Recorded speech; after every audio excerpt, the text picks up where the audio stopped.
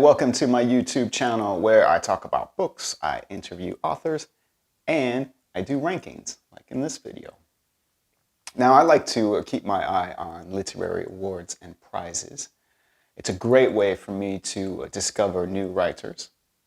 And for horror, there are essentially two main literary awards. There's the Bram Stoker Award, which is given out by the Horror Writers Association, and the August Derleth Award, given out by the British Fantasy Society. And it is more so the latter, this August Derleth Award, that aligns with my taste and preferences as a reader. Prior to 2012, the British Fantasy Society gave out one award for Best Novel of the Year. Could be horror, could be fantasy, could be crime. But starting in 2012, they inaugurated the August Derleth Award. So they've dedicated an award for Best Horror Novel of the Year. And since that inaugural year, there have been 11 winners. I have read them all. And in this video, I'm going to rank them from my least favorite to my absolute favorite. But before we have a look at these 11 winners, please help me out and go ahead and hit those like and subscribe buttons. I appreciate the kind gesture. And let's begin by taking a look at the 11 winners in chronological order.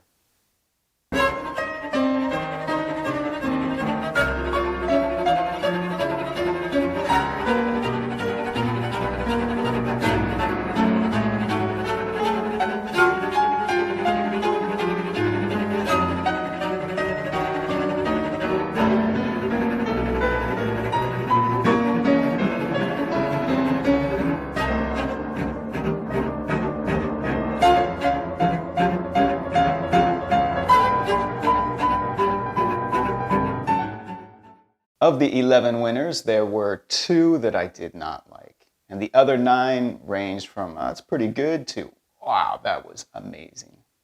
And kicking off the ranking at number 11 is the 2018 winner, The Changeling by Victor LaValle. Set in modern-day New York City, The Changeling is about a troll that steals babies and replaces them with replicas. Coming in just above The Changeling at number 10 is the 2021 winner, Mexican Gothic by Silvia Moreno Garcia. It's about a young college student. She receives a letter of distress from her cousin. So she goes to this mansion in supposedly the countryside of Mexico to find out what the problem is with her cousin and if she can help her. I say supposedly the countryside of Mexico because the mansion is inhabited by English people. They only speak English. They only observe English customs. So frankly, the story could have been set anywhere. There's not much Mexican to it at all.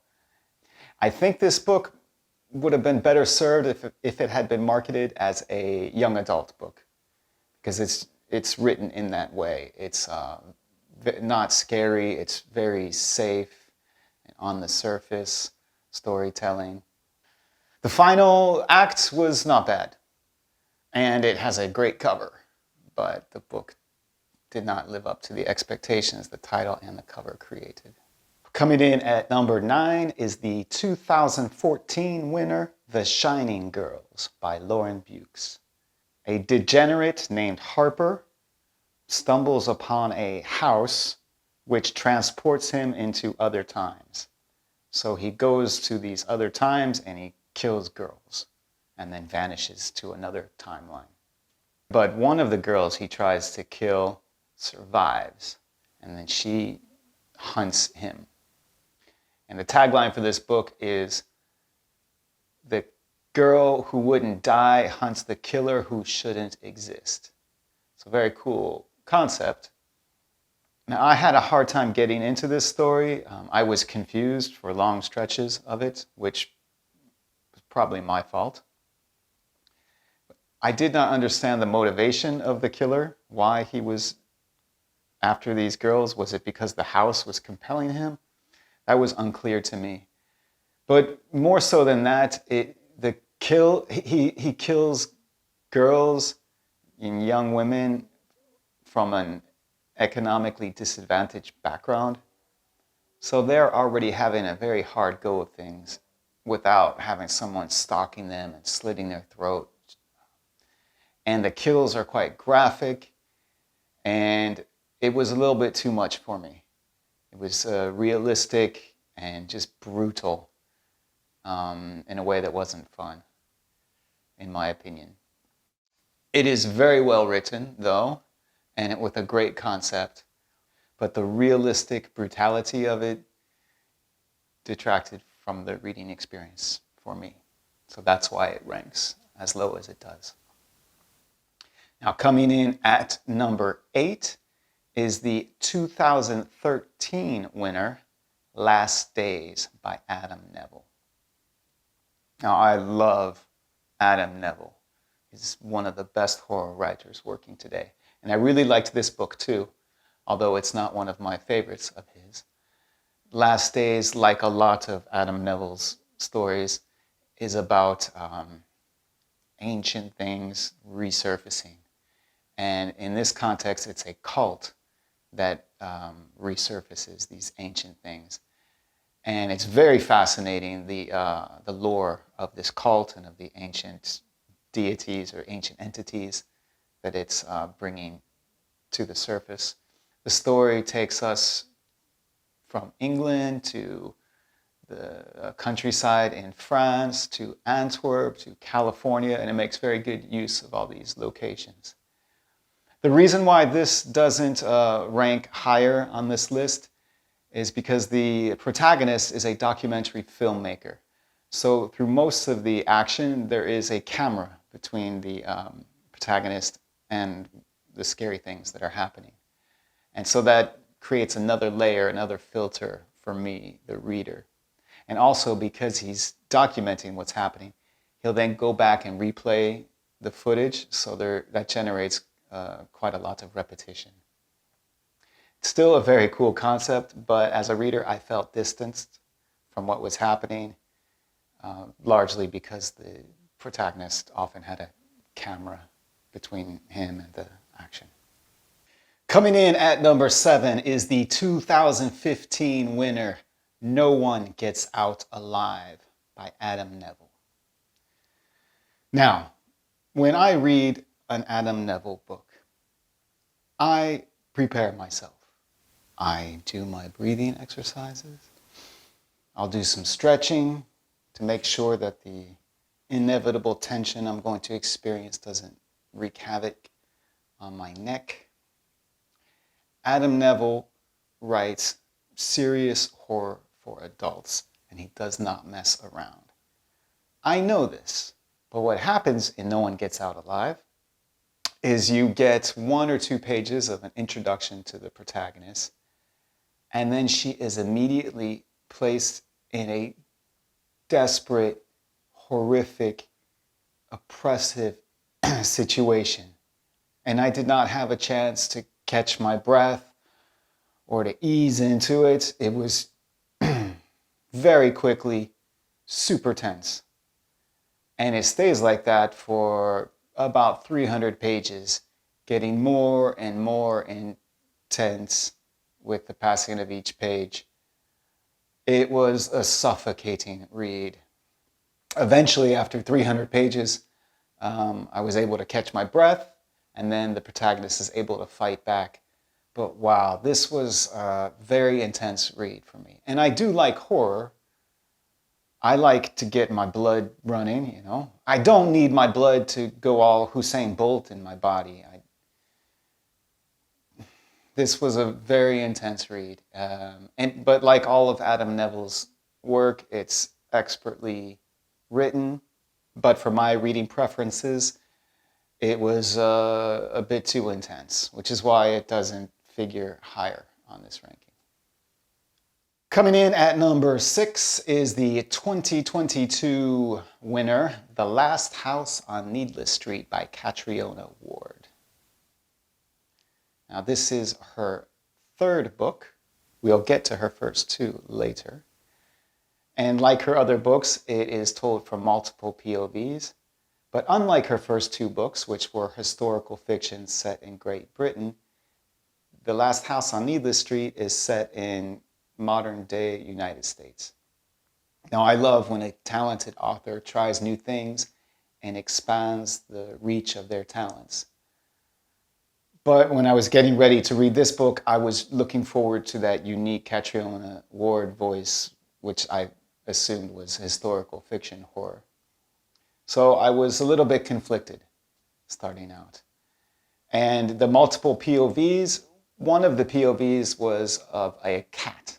Now, I love cats, but this narrative device of telling a story from the POV of an animal, it almost never works on me. Now, this cat did have an interesting personality, and after a while I got into it, but it did take a while. The story is presented as during a summer holiday, a young girl gets taken. And years later, her older sister goes out and tries to find the man responsible for this and tries to find out what happened. It turns out the book is really about something else, but that's the way the story is presented to us initially. There are several twists towards the end of the book, and the twists work more or less, but they do come at a sacrifice of other elements of the story. So I was a bit conflicted about that as well. But with Catriona Ward, you are going to get an expertly written book with unique ideas. She is a very talented writer. And as a writer myself, I'm always looking at the craftsmanship. And the craftsmanship is definitely there with Catriona Ward. It's quite impressive. Booktuber Pick Your Pop Culture Poison told me that The Last House on Needless Street was one of her all-time favorite books. And that's not surprising. It's very good. But for me and for this ranking, it comes in at number 6. At number 5, the 2017 winner, Disappearance at Devil's Rock by Paul Tremblay. Now, of the 11 winners, Disappearance at Devil's Rock is really the only book that I don't consider to be horror. It's really a dark mystery with some horror elements, maybe. But it's a mystery about a young boy who goes missing, and the story focuses on the mother and her daughter as they deal with the grief and the worry. Paul Tremblay's writing style, for the most part, from the books that I've read from him, borders on young adult.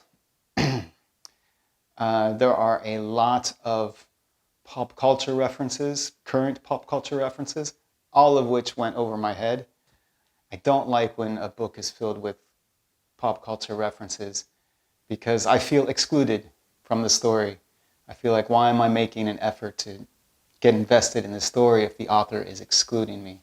But I think this is written for younger readers. Even though I don't consider it a horror book, I do consider it a very good book. So that's why it comes in at number 5 on this ranking. Coming in at number 4, the 2019 winner, Little Eve by Catriona Ward. Now, this is an example of historical fiction. It's set on an island outside of Scotland, I believe, in the early parts of the 20th century. The story is told from multiple POVs and several different timelines. It centers around a cult. A cult comprised of young women and little girls, and the cult leader, who is an older man.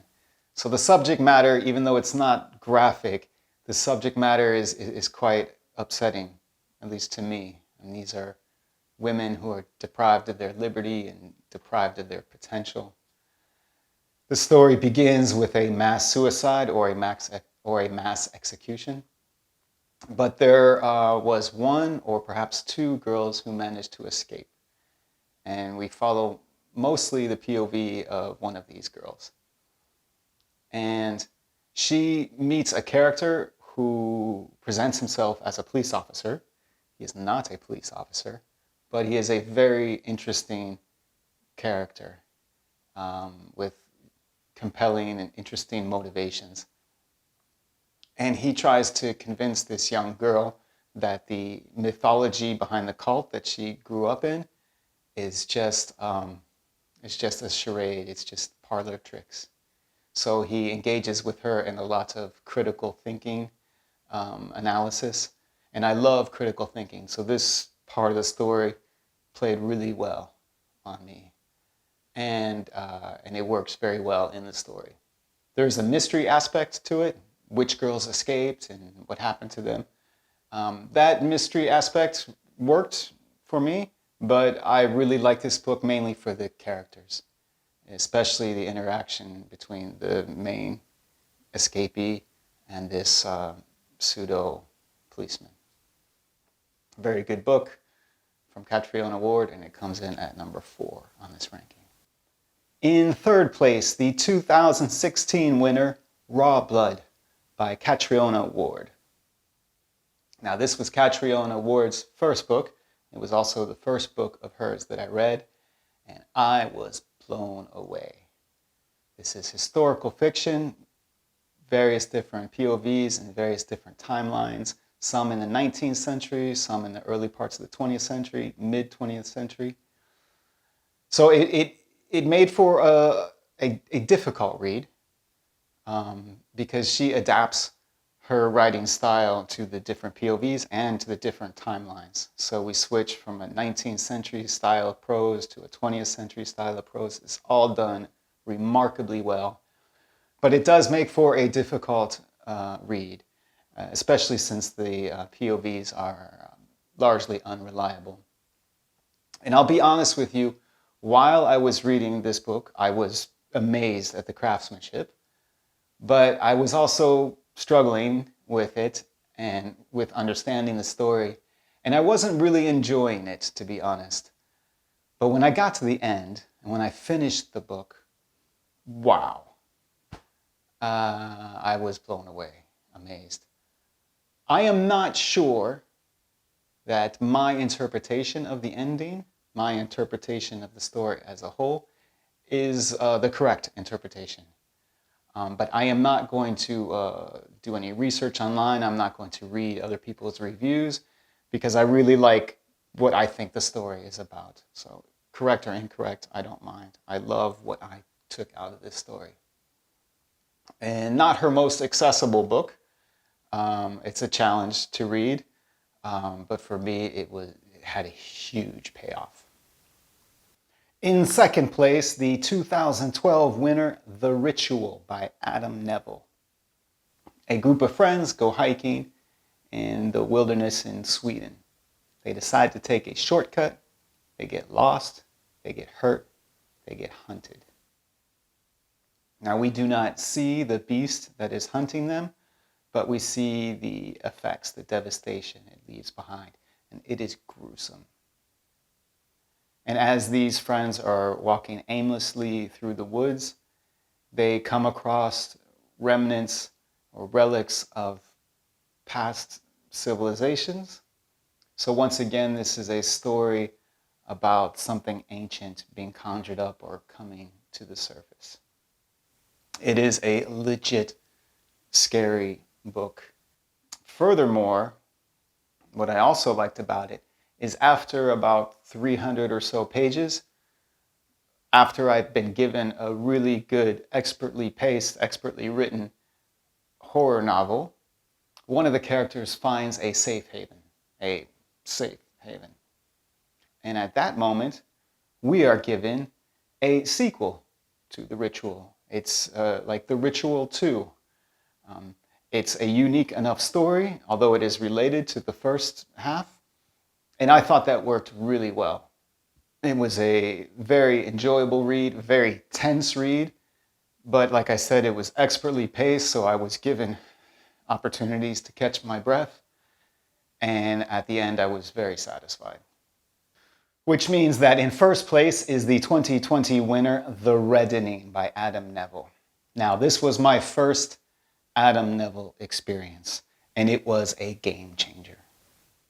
Aside from Clive Barker, I did not know that this kind of horror existed. This is serious horror for adults. And I feel like the majority of horror that is out there, be it in books or in movies, are targeted towards younger people, teenagers, people in their early 20s, what I call pop horror.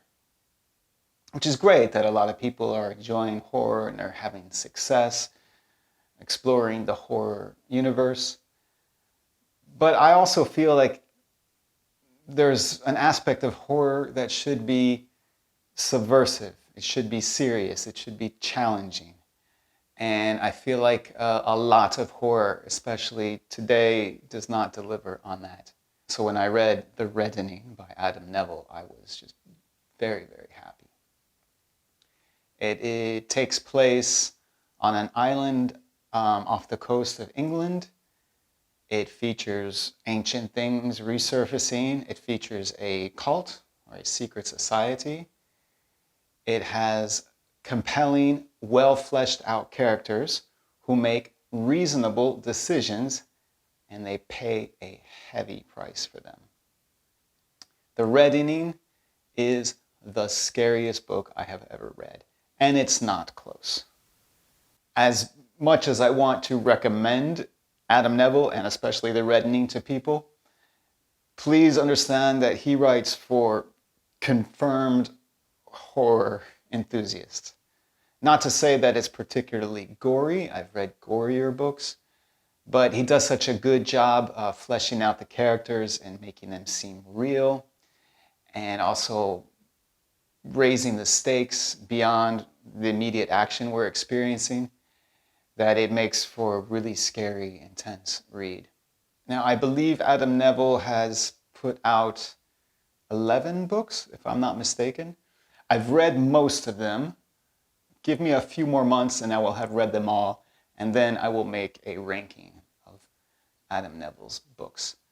And in the coming weeks, I will do the same for Catriona Ward, because she is an author that we need to talk more about. So if you haven't already, you'll want to go ahead and hit that subscribe button so you will be notified when those videos come out. And while you're there, why not help me out and hit the like button too? I appreciate the gesture. What do you think of the August Derleth Award? What do you think of these authors and of my ranking? I would love to hear your opinions. Or just stop by the comment section and say hi. I appreciate that too. Thank you for watching, and I'll see you at the next video.